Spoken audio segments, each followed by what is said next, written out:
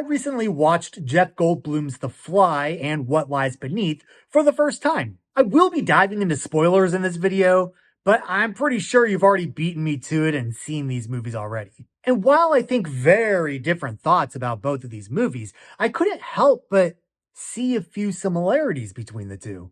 A soliloquy for every movie, from Casablanca, Tommy Boy. He's here, it's him, it's Andrew Toy. It's Andrew Toy.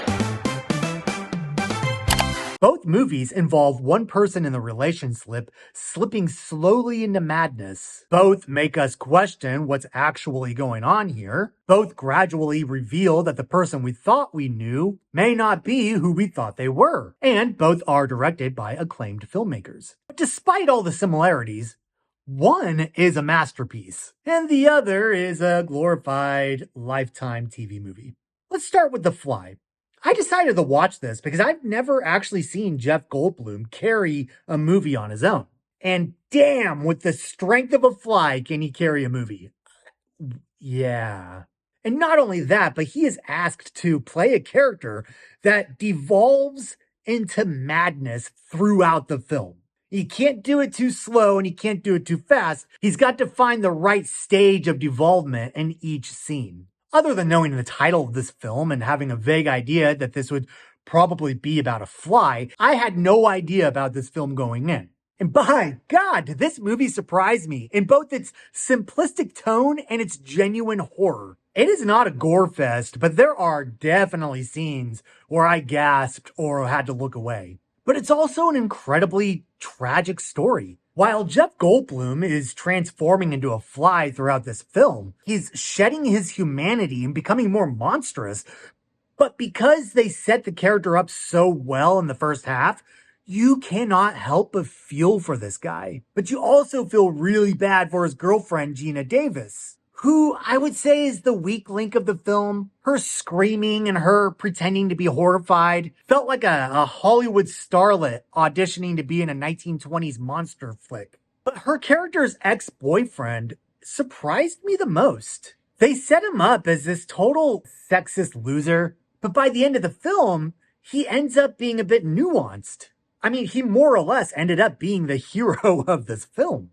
And this could have easily been that stereotypical story where Jeff Goldblum, this hideous monster, still has feelings for the girl. You know, we're going all Hulk here, and she still loves him. And then it turns out her ex-boyfriend is the real monster. But it doesn't do that. Anytime a movie deviates from conventional story beats, I applaud it. Most of the time. The overall tone of The Fly is of dread and misery. In other words, it achieves exactly what I think it's going for. There's no jump scares, but there is some imagery in this film that is really unsettling and really kind of hard to forget.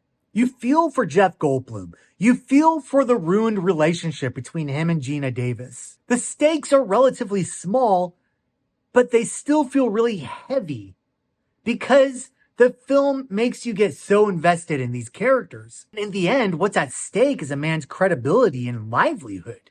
And you root for him. You want him to win. Don't get your hopes up, though. I didn't expect to, but I gave The Fly 10 stars on IMDb. And I don't do that often. I'm stingy with my 10 stars. Geena Davis's subpar acting was heavily outweighed by the great script and Jeff Goldblum's sympathetic performance. Now let's switch gears. I swear, the first time I saw the trailer for What Lies Beneath in 2000, I said, it's him.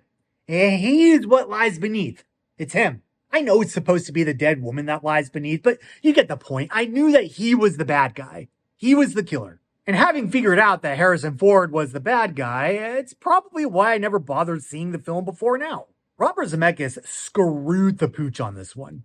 Outside of Castaway, I think this was an era where he was really misfiring. He gave us Beowulf, Jim Carrey's A Christmas Carol. Like, wow, these are bad movies. These are bad movies. And yet, I would say What Lies Beneath is probably his worst film. At least his other films have ambition to some degree.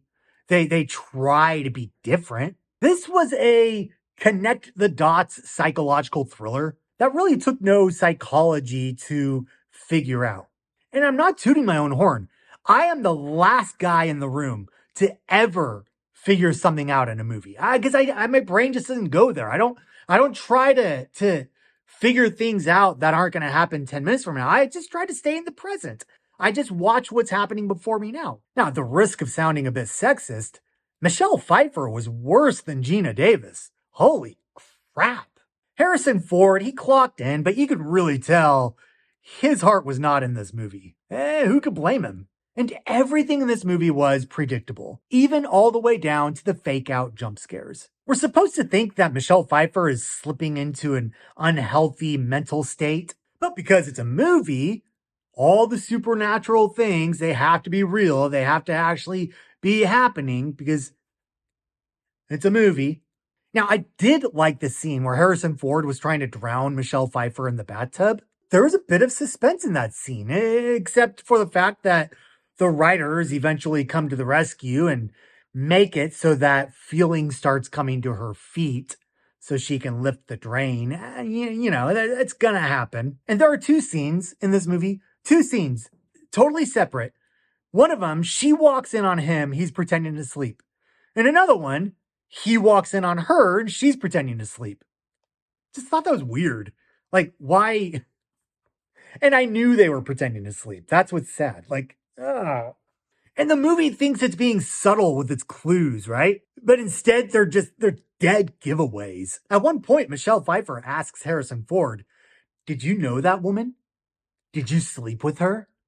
Did you kill her?" Like the fact that she plants that seed and the audience hears her asking and she becomes suspicious of him and he's like, no. If you don't get that, then you don't get life at all. Like, weird choice to full on just say who the villain is in the middle of the film without actually saying it. And that's besides the fact that throughout the film, Harrison Ford barely even likes her. He barely tolerates her. He's mean to her the entire time, picking on her in front of people at dinner, and he has everything anybody would ever want. So yeah, he's got everything to lose. So yeah, he's gonna be the villain. But I will say that's more the fault of Robert Zemeckis. Being the guy behind the camera, he should have seen how obvious all that was. Whatever. What about you? Have you seen these movies? Which one of these do you prefer for a good scare? Am I being too loving toward the fly, or am I being too harsh on what lies beneath? I'd love to hear your comments below. Thanks for hanging out with me, and I will see you in the next video.